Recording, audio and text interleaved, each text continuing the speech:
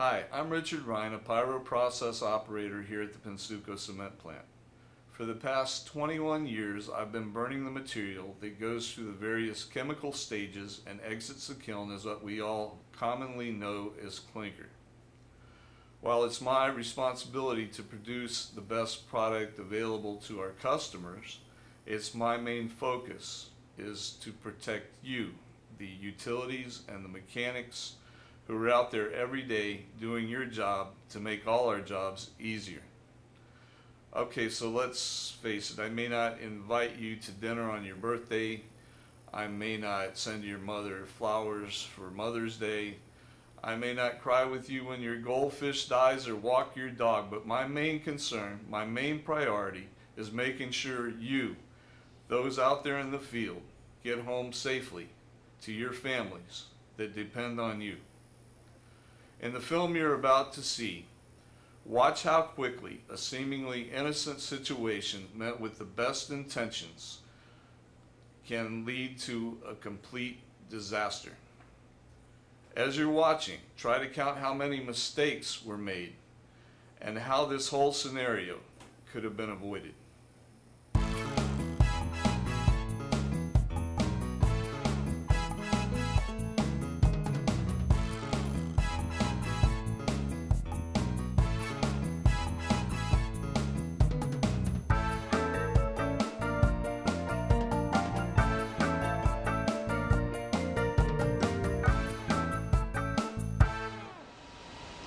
64, any mechanic or utility for the tower.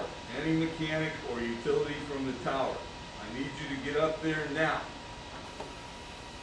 Hey Richard, what's going on? Man, that calciner exit just, it stings up there. It's been doing that all night long. No, it's driving me crazy, man. Look, I'm gonna go up there myself. I'll take care of it. Leave these guys. They've been up there all night long. We gotta give them at least a couple of minutes of break. I'll take it. I'll dump my coffee and I'll head up there. I'll call you in a couple of minutes. You just shut it down. Bypass it, right? Thank you. All right, control over here, calciner. I'm gonna need you to get ready. Everything up there, please.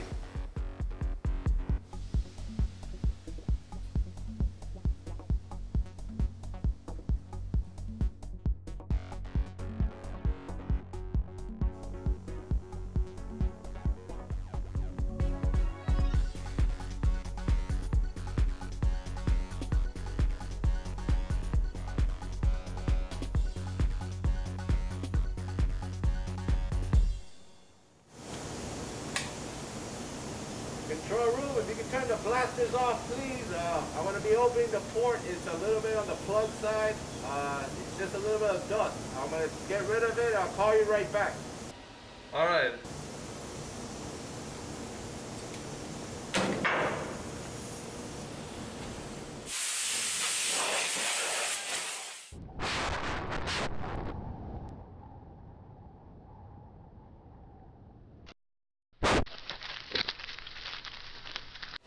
'63 supervisor.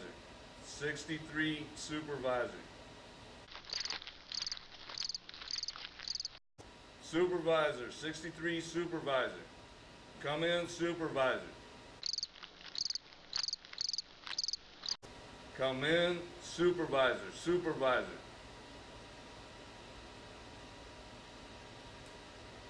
'64, I need any of you to get up to the tower and check the supervisor. 63 supervisor, come in, supervisor. What happened, man? Each year throughout industries all over the world, time and again, human error and failure to follow the company policies leads to tragic results. The scene you've just witnessed would never have occurred if the proper procedures had been followed. Let's go back and recount the many failures that led to this fictitious fatality. We're revisiting the area where this scene was shot. Every year, smart people do dumb things with the best of intentions. This was a good example of something that started out as trying to help other people and ended up fatally wrong. So with that thought in mind, let's go back over all the mistakes that were made that particular night. 64, any mechanic or utility for the tower. Any mechanic or utility from the tower. I need you to get up there now. In our first scene, the control room operator didn't know who the field operators responsible for the preheater tower were or their location. In addition, no field operators responded to the countless calls from the operator in the control room. Hey Richard, what's going on? Man, that calciner exit just, it stings up there. It's been doing that all night long. No, it's driving me crazy, man. Look, I'm gonna go up there myself. Okay, so the supervisor takes it upon himself to solve a problem that's been ongoing throughout the shift. At this point, the control room operator has both the right and the responsibility to tell the supervisor that he must not enter the tower alone. But does he? I'll take care of it. Leave these guys. They've been up there all night long. We gotta give them at least a couple of minutes of break. I'll take it. I'll go dump my coffee and I'll head up there. I'll call you in a couple of minutes. You just shut it down. Bypass it, right? Thank you. You'll notice throughout this scene the supervisor maintains good communication with the control room. However, he is alone and has inadequate, proper personal protection equipment for the task he's about to perform. I'm gonna need you to get ready. Everything up there, please. Now wait a minute. What you've just seen is a supervisor. Any supervisor standing in this area would know that the material moving through this vessel is anywhere from 12 to 1300 degrees. Let's take a moment to discuss the personal protection the supervisor has chosen. Right away we see cloth gloves with rubberized grips. Tell me, how will heat of the nature he's about to face react on this type of protection? In addition, notice the dust masks. Dust masks are only good for stopping the inhalation of dust particles, not heat. Earplugs are good for the protection of loud noises, but how will they react against the heat? His eyes were shielded by the minimum protection required in most areas of the plant, but again, what will 1200 degrees heat do to the plastic? The supervisor does call the control room to deactivate the blaster. However, he should have called prior to opening the porthole. In addition, the blaster or blasters was never physically checked to see that it had been disabled. Also, a pin should have been inserted before the solenoid housing of the blaster to prevent the blaster from accidentally discharging. Here's a beauty. Did you notice the radio is thrown on the floor? Let's face it. With this type of heat about to be faced, what good would it have done anyway? But what if this had only been a near miss where the supervisor was only partially burned? Perhaps his eyes were blinded by the dust. How would he be able to locate the radio? Although it's hard to see, the lance doesn't have a valve to open and close the air. Therefore, once fully activated with pressure, the airflow cannot be shut off.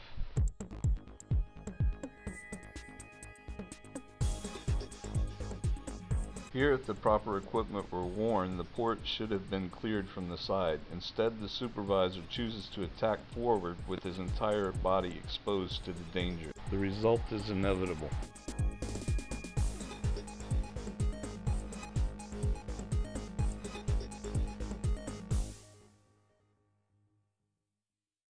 Come in, supervisor, supervisor. This is an excellent example why a field operator should stay in touch with the control room at all times. I need any of you to get up to the tower and check the supervisor. 63 supervisor, come in supervisor. Okay, control, I'm on my way.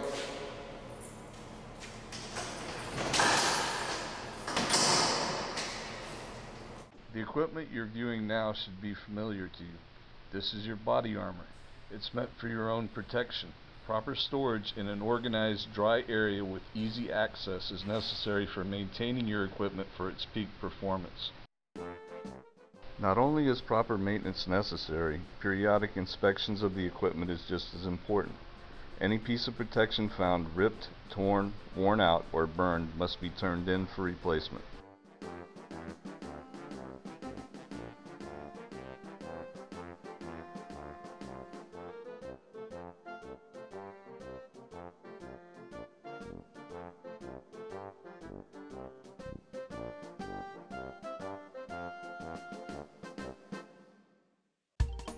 Maintaining your work area free of debris is vitally important. Remove all possible tripping hazards. Whenever any port or pressure cap has to be opened on the tower, a green flame retardant jacket with gloves, a helmet, and face shield must be worn as demonstrated here. This gear is to be used only for inspections when any area on the tower is opened. Whenever using air pressure, water pressure, changing a thermocouple, or knocking down buildup, the full flame retardant suit with hood, protective foot coverings, and leggings and jacket must be worn. This attire offers the best protection available to you for the extreme temperatures within the tower. If you're ever in doubt about which suit should be worn for the task you're being asked to perform, always ask your supervisor.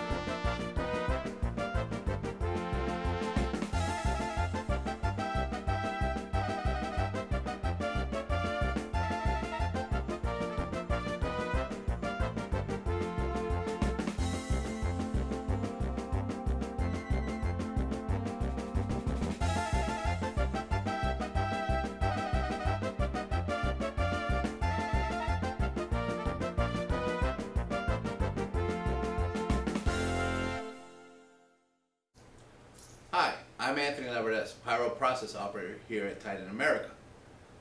If the events of the video you've witnessed had already occurred, I wouldn't be here speaking with you right now. Please guys, I'm asking you to take the time every day to be aware of your surroundings. Your daily circumstances here will always change. How you deal with these circumstances will determine whether you go home to your family in good health once the working day has ended. Please be aware of your surroundings and please always be safe. Thank you. Burns will occur in no more than a blink of an eye. If you're fortunate enough to survive them, the scars will last a lifetime.